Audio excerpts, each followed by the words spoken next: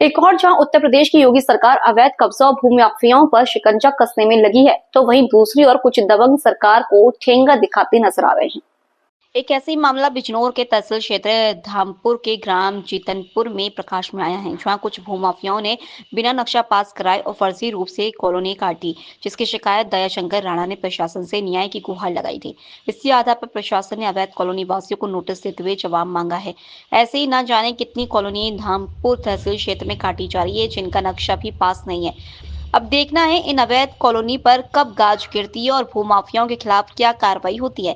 यह मामला भी प्रकाश में आया है कि नगर धामपुर में कुछ अन्य बगैर मानचित्र स्वीकृत कराए अवैध निर्माण हो चुके हैं, जिनकी जानकारी नियत प्राधिकारी उप जिलाधिकारी धामपुर को है। अब देखना यह है कि उप जिलाधिकारी धामपुर इन अवैध निर्माण के विरुद्ध क्या कार्रवाई अमल में लाई जाती है। यहाँ पे एक मैटर चल रहा है अवैध कॉलोनी वाला। आज उन लोगों ने आपको ज्ञापन भी दिया है, शिकायत भी की है। वहाँ कई मकान बने हुए हैं जिनको अवैध घोषित कर दिया गया है। क्या है ये पूरा मामला?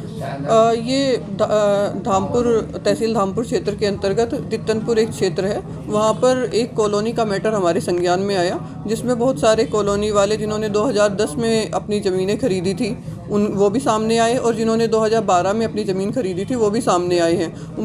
कुछ लोगों का कहना है कि इसमें अवैध रूप से कॉलोनी काटी गई है। हालांकि ये बात सही है कि उसमें नक्शा पास नहीं है। नक्शा पास ना होने के लिए हमने वहाँ पर एक बोर्ड लगा दिया गया है कि विनियमित क्षेत्र से जो कार्रवाई करने का वो बोर्ड है, वो नोटिस जो है वो उन्हें जारी कर दिए गए हैं। बाकी इसके संबंध में सिविल कोर्ट में एक केस विचाराधीन है। जो भी सिविल कोर्ट से निर्णय होगा उसी के उपरांत कार्रवाई की जाएगी। धन्यवाद। मैडम, इसमें एक भाजपा नेता का नाम आ रहा है कि उनके प्रेशर में प्रशासन कहीं ना कहीं लोगों के साथ अन्याय कर रहा है। नहीं, प्रशासन किसी के दबाव में नहीं है। जो निष्पक्ष होगा और जो सही होगा वही होगा, इसके अतिरिक्त और कुछ नहीं होगा।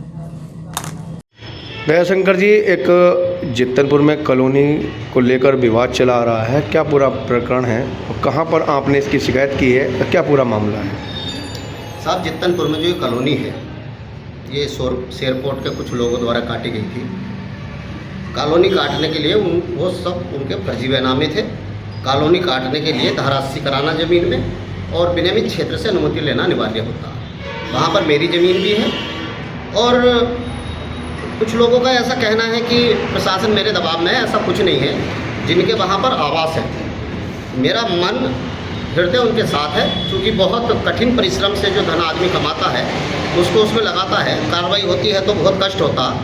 और मेरा आपके माध्यम से उन कॉलोनी वासियों से भी ये कहना है कि मिलजुल कर बैठ कर इसका कोई हल निकालें, क्योंकि दोनों ही पक्ष, जिन लोगों के आवास बने हुए हैं और मैं भी, हम दोनों ही पक्ष उन लोगों के सताए हुए हैं जिन्होंने कॉलोनी काटी, धन कमाया और चले गए हम लोगों को फंसाकर। तो हम लोगों को तो लड़ाई उनसे लड़नी है, उन्हीं के खिलाफ मैंने प्रार्थना पत्र दिया है। लेकिन यहाँ कुछ भोले भाले लोग, जिनको बहला फुसलाकर ये बता दिया गया कि धारा 80 हो गई है और ये बिल्कुल लीगल कॉलोनी है, वो विनियमित क्षेत्र के द्वारा अब नोटिस देने पर बता रहे हैं कि साहब हम लोगों को तो ये जानकारी थी नहीं।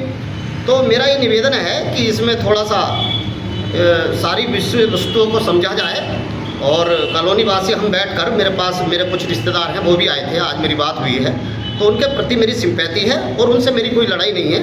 हम दोनों पक्षों को लड़कर जो है, लड़ना ही जो है वो जो कॉलोनाइजर हैं उनसे लड़ना है, क्योंकि हम लोगों का जो बेवकूफ़ बनाया उन कॉलोनाइजरों ने ही बनाया। कॉलोनी में जो आवास बने हुए हैं, इन्हें विनियमित क्षेत्र वालों ने नोटिस कब दिया?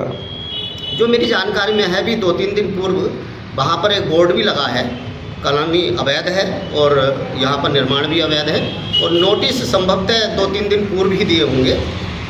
और बाकी और कार्रवाई शासन क्या कर रहा है इसकी जानकारी। तो क्या वहाँ बोर्ड लगा हुआ है? जो मुझे आज जानकारी प्राप्त हुई, परसों था, कल उसको बोर्ड को पोत दिया गया था, लेकिन प्रशासन द्वारा दोबारा लगा दिया गया था। और आज मुझे कुछ लोगों से ये जानकारी प्राप्त हुई कि वो कुछ शरारती तत्वों ने उस बोर्ड को वहाँ से हटा दिया।